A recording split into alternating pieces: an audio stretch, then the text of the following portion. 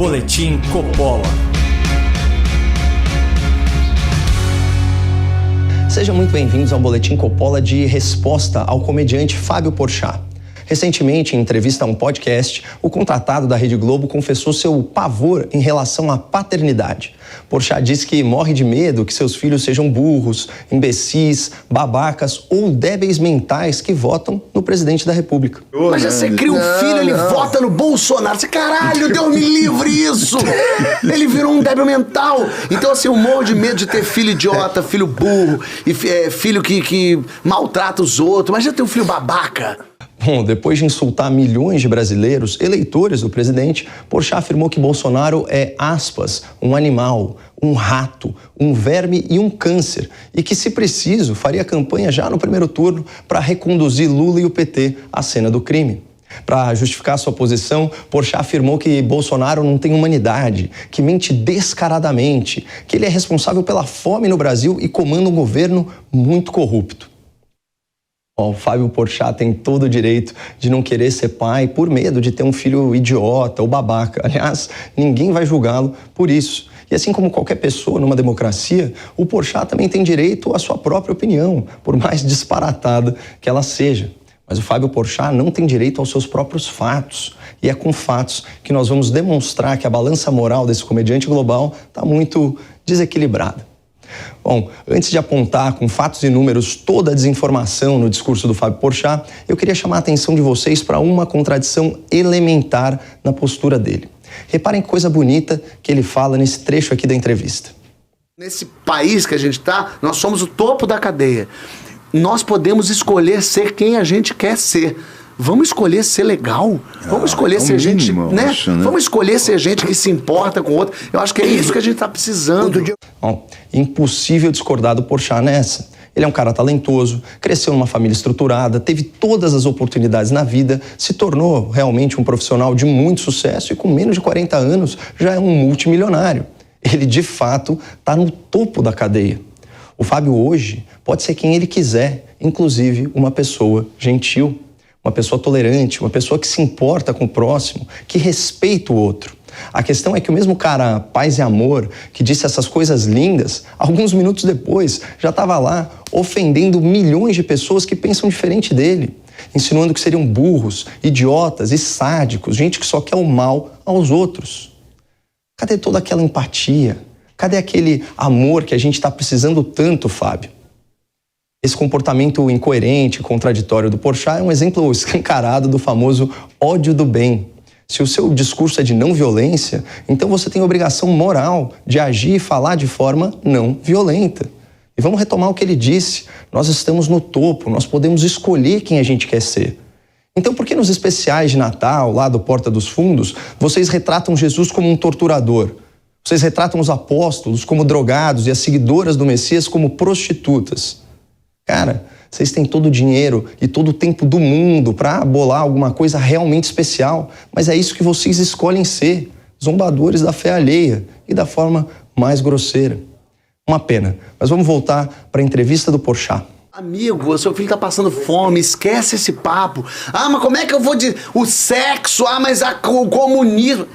Para com isso, para de inventar inimigos. O Brasil já tem inimigo real demais. O Brasil já tem a fome, gente. O Brasil voltou pro mapa da fome. O Brasil em 2 anos dobrou o número de pessoas com fome. 33 milhões de pessoas com fome.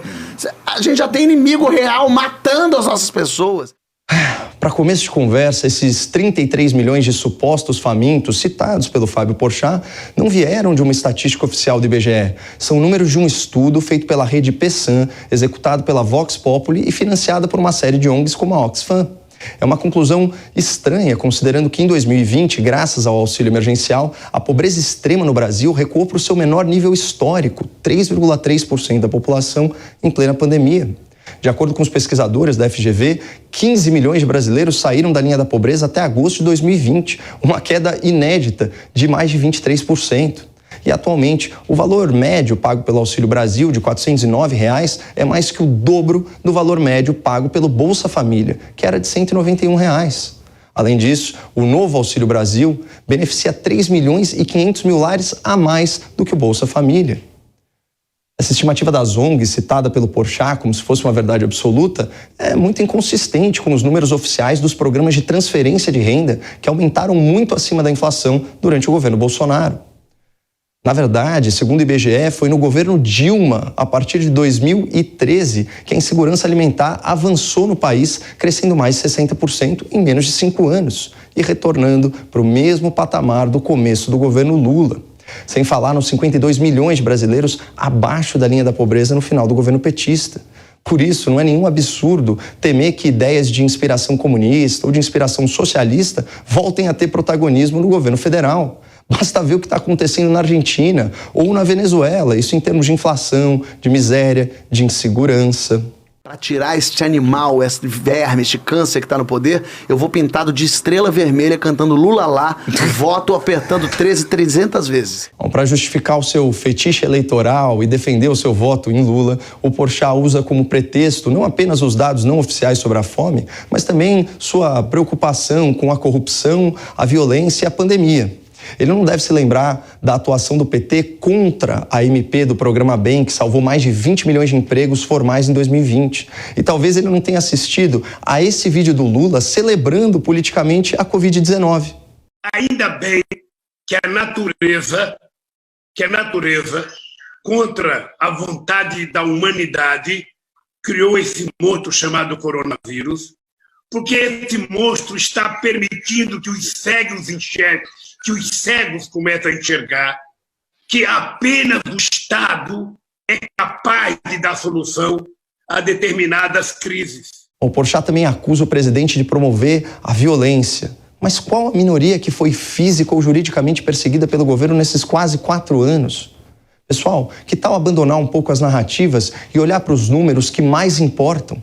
No último ano do PT no poder, morriam mais de 7 pessoas por hora vítimas de homicídio. Foram aí mais de 61 mil mortes em 2016. Já em 2021, o ano passado, esse número atingiu o menor resultado da série histórica. 41 mil mortes violentas, 20.500 óbitos a menos do que na era petista.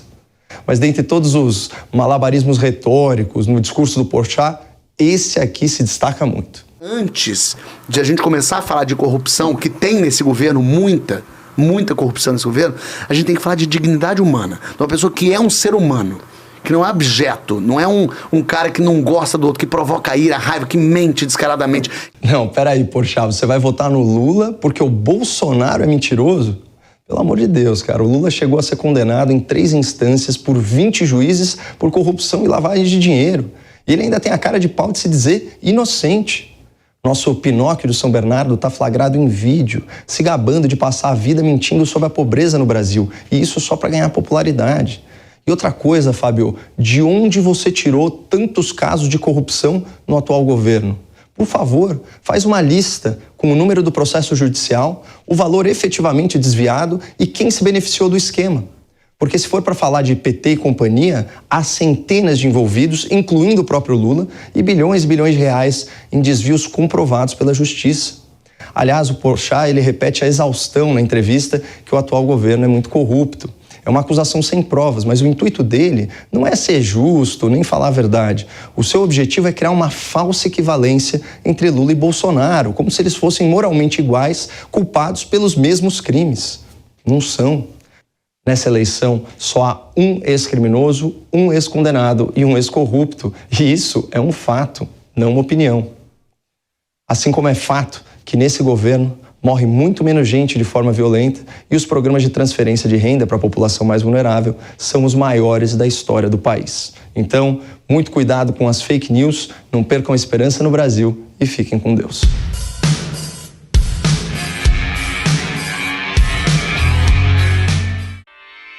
Realização Jovem Pan News.